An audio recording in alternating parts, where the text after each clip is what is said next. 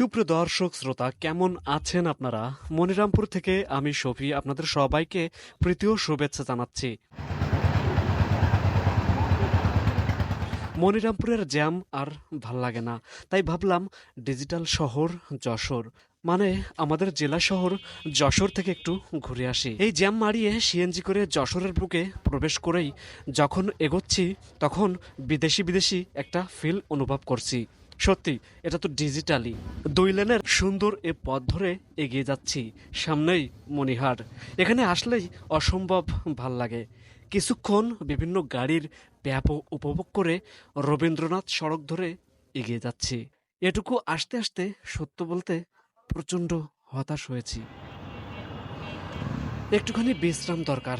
ভাইরে ভাই, আমি বিশ্রাম নিতে মনিরামপুর থেকে এখানে মানে দড়াটানার ভৈরব নদের তীরে নবনির্মিত পার্কের গা ঘেঁষে হাঁটি হাঁটি পা পা করে এগিয়ে যাচ্ছি। গন্তব্য কালেক্টরেট ভবন। এই ভবনের নান্দনিক সৌন্দর্য আর ইতিহাস ঐতিহ্য যশোরকে দিয়েছে খ্যাতি।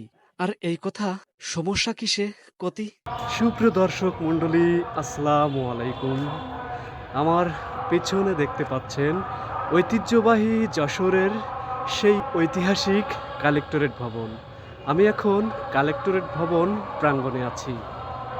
এই কালেক্টরেট ভবনের ৩৬০টি দরজা, সব গুণে তো দেয়া সম্ভব না, তবে এটা কিন্তু মিছে কথা না। এখানে একটু বিশ্রাম মেরে আবারও মনের টানে মনিরামপুরে। এতক্ষণে যারা সাথে ছিলেন সবাইকে অসংখ্য ধন্যবাদ।